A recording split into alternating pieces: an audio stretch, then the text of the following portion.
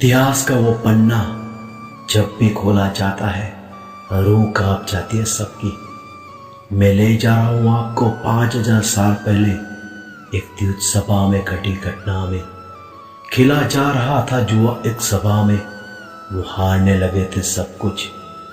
आखिरी दाव खिला द्रौपदी पे, वो हार गए द्रौपदी को भी। इशारा हुआ दुर्योधन का तो उठा दुशासन और चला द्रौपदी के कक्ष की ओर। उसने द्रौपदी को अपने साथ चलने का आदेश दिया।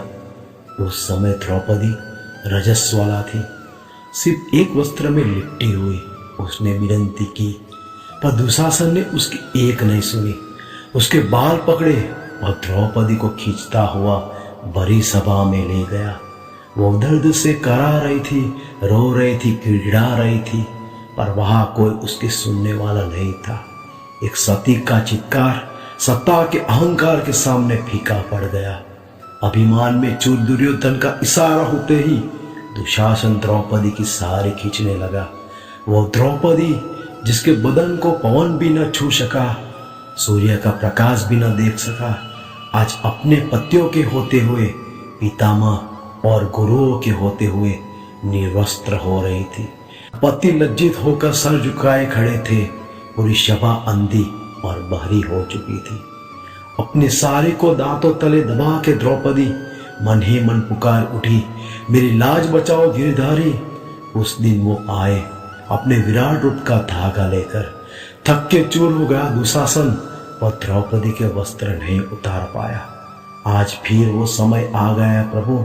आज फिर एक बच्ची के इज्जत से कुछ शैतान खिलवाड़ कर रहे हैं। आज फिर किसी बेटी का वस्त्र हरण हुआ है। आज एक बहू जिंदा जलाई गई है। आज फिर एक रावण माँ सीता का अपहरण करके ले गया। आज फिर एक औरत के सम्मान पे वार हुआ है, जिसे हम घर की लक्ष्मी मानते हैं, उसके साथ राक्षसों जैसा व्यवहार हो रहा है। वो बेटी आज प्रश्न कर रही है, हे माधव, क्या मैं बेटी बन के पैदा हुई वही मेरी भूल है? द्रौपदी के चीर पुण्य तुम आए तो थे, आज तो हर जगह द्रौपदी का वस्त्र हरण हो रहा है। कहाँ हो मेरे द्वारकाधीश? एक बेटी माँ का मान, बाप का अभिमान और समाज का सम्मान होती है। हे माधव, तुमने भी तो जन्म लेने के लिए किसी माँ की कोख का सहारा लिया था। आज वो सरेआम बेइज्जत हो रही है, तुम कुछ नहीं करोगे? क्या कसूर था वो निर्भया का, जिसके साथ हैवानियत की हद पार हुई? कुछ असामाजिक तत्वों ने स्कूल की एक बच्ची को छेड़ा। पता है उसकी उम्र कितनी थी? केवल 7 साल। दहेज का दानव उस बच्ची मीरा को जला गया, जिसके पिताजी ने कर्ज लेकर उसकी विदाई की थी। और हमारा समाज क्या करता है? निकल जाता है मोमबत्ती लेकर श्रद्धांजलि देने। हे माधव, तुम तो इस दुनिया को वृंदावन बनाना चाहते थे, पर आज ये गुंडों का जंगल बन गया है। सुनो माधव, एक बेटी आज कर रही है, लूट रहे इज्जत, छीन रहा है सम्मान, टूट रही है हिम्मत। अब तो आ मेरे भगवान, अब तो आ मेरे भगवान। माँ को जरूर पड़ी तो तुम मुरारी बने, अर्जुन को जरूर पड़ी तो तुम सारथी बने, जगत को जरूर पड़ी तुम जगदीश बने।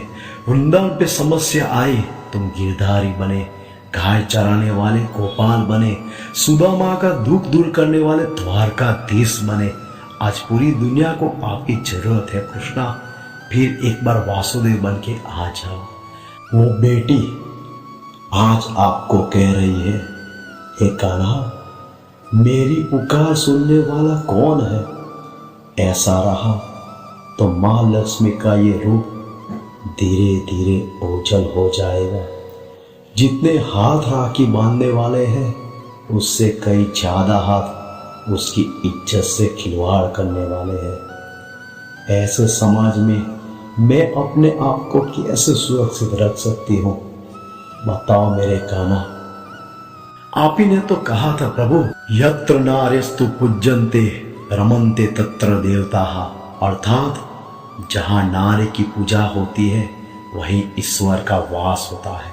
जहाँ नारी का अपमान होता है वहाँ भगवान और भाग्य दोनों रुष्ट हो जाते हैं। स्मरण रखिए, यदि नारी कल्याणी है तो नारी महाचंडी भी बन सकती है।